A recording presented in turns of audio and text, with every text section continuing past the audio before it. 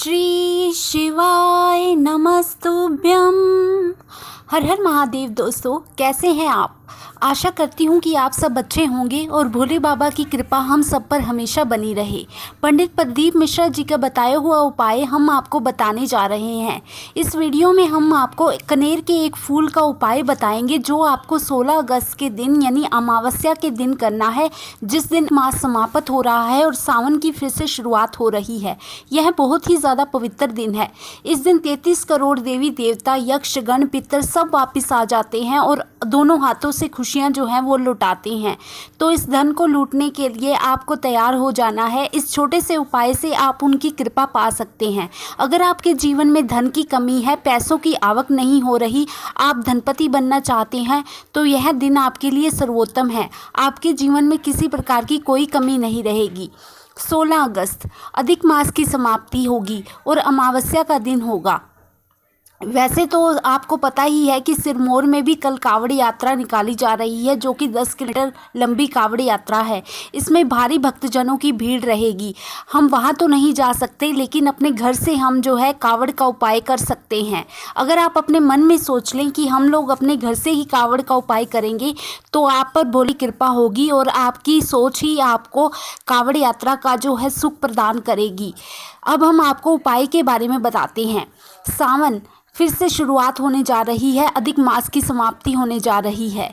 ये वो दिन है जब 33 करोड़ देवी देवता शिव मंदिर में आते हैं। वैसे तो आपको ये उपाय सुबह के समय ही कर लेना है। अगर किसी कारणवश आप नहीं कर पाते हैं तो शाम के समय भी आप कर सकते हैं। सुबह और शाम को आपको इस उपाय को कैसे करना है हम आपको दोनों ही बताते हैं। प्रातःकाल आपको शुद्ध वस्त्र धारण कर लेने हैं, स्नान आदि से निवृत्त होकर। अब आपको 2 लोटा जल लेना है। सावन मास महीना जो है आपको कावड़ के भाव से इसको करना है। आपको 2 लोटा जल एक के ऊपर एक रखना है। इनको शुद्ध जो जल है वो आपको भर लेना है। आपको अलग अलग नहीं लेकर जाना, एक के ऊपर दूसरा पात्र रखकर लेकर जाना है। अब आपको एक कनेर का फूल भी चाहिए होगा। कनेर का फूल जो है वो पीले रंग का होता है। यह रोड साइड पर लगा होता है। ये जहरीला फूल होता है। इसको कोई भी जो पशु पक्षी हैं वो भी नहीं खाते और आपको बहुत आसानी से मिल जाएगा। इस कनेर के फूल से आपके जीवन में चमत्कार हो जाएगा। कनेर का एक पुष्प की आपको आवश्यकता होगी। शिवलिंग से आप इसको सजा सकते हैं अगर आपको बहुत ज़्यादा मिल जाते हैं, और अगर आपको एक ही मिलता है तो भी बहुत अच्छी बात है। अगर एक से ज़्यादा मिलते हैं तो आप दूसरों को भी दे सकते हैं। जितने ज़्यादा मिल जाए उतने ज़्यादा इकट्ठे कर दीजिए, बल्कि दूसरों को भी दीजिए। इससे भी भोले बाबा आप पर खुश होंगे, आप पर कृपा करेंगे। अब आपको जो 2 लोटा जल और एक कनेर का पुष्प लेकर जो है शिवलिंग के लिए जाना है। आपको शिव मंदिर में जाना है। अब आपने जो 2 पात्र लिए हैं जल के, उनको एक के ऊपर एक रखकर आपको अपने सीधे हाथ में रखना है। दोनों को अलग अलग नहीं, इनको कावड़ के भाव से लेकर जाना है। अब जो आपने एक कनेर का पुष्प लिया है वो आपको शिव मंदिर में ले जाना है। अब जब आप शिव मंदिर के प्रांगण में पहुंच जाएं तो अब आपको जो आपने एक पात्र को सीधे हाथ में और दूसरे पात्र को उल्टे हाथ में पकड़ लेना है। मतलब कि आपके दोनों हाथों में एक एक पात्र होना चाहिए। अब आपको बिना रुके हुए शिवलिंग के लिए प्रणाम करना है। जब आप वहां पर पहुंच जाए तो अब आपको दोनों हाथों में एक एक पात्र को पकड़ना है जिसमें जल है। अब दोनों पात्रों को बराबर में रखकर आपको आमने सामने रखकर जो है जल को समर्पित करना है धीमी धारा के, और आपका मुख जो है वो उत्तर दिशा की तरफ होना चाहिए। आपको धीरे धीरे एक ही समान जल को जो है अर्पित करना है। ऐसा ना हो कि एक कलश का जल जो है वो पहले समाप्त हो जाए और दूसरे का बाद में। ऐसा नहीं होना चाहिए। दोनों बराबर धारा के अंदर एक साथ समाप्त होने चाहिए। इतना करने के पश्चात आपने जो कनेर का फूल लिया है उसको आप शिवलिंग के ऊपर अर्पित कर दीजिए, और आपके मन के जो भी भाव हैं, आपकी जो भी मनोकामना है, वो आप भोले बाबा से कहिए और ओम श्री शिवाय नमस्तुभ्यम मंत्र का 108 बार जाप कर लीजिए। अब इतना करने के बाद आपको घर आ जाना है। आप देखेंगे कि थोड़े समय में ही आपकी जो मनोकामना है वो पूरी हो जाएगी। आपको कावड़ यात्रा का फल मिल जाएगा। अगर आप इस उपाय को किसी कारणवश सुबह के समय नहीं कर पाते तो शाम को कर लीजिएगा। पर शाम को करते वक्त आपको एक बात का ध्यान रहना है कि आपको जो है जकर नहीं जाना, क्योंकि शाम के समय तक तो उनका श्रृंगार हो गया होता है भोले बाबा का, शिवलिंग का, तो वो जल चढ़ाना तो अच्छी बात नहीं होगी। आप इसको एक कनेर का फूल ले जाइए और वो उसको आप भोले बाबा पर समर्पित कर दीजिए।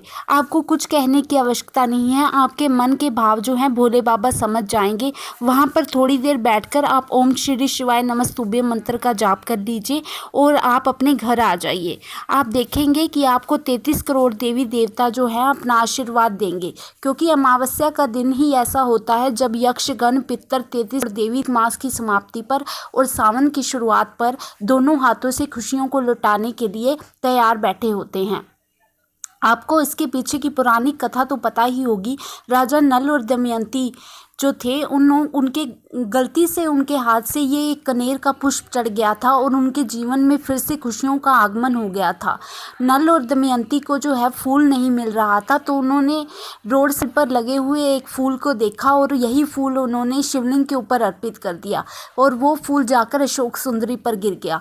तो अशोक सुंदरी ने कहा कि पिताजी मुझे इनसे फूल की प्राप्ति हुई है। तो भोले बाबा ने कहा यह फूल मुझे प्राप्त हुआ था, अब मैंने ये तुम्हें दे दिया है।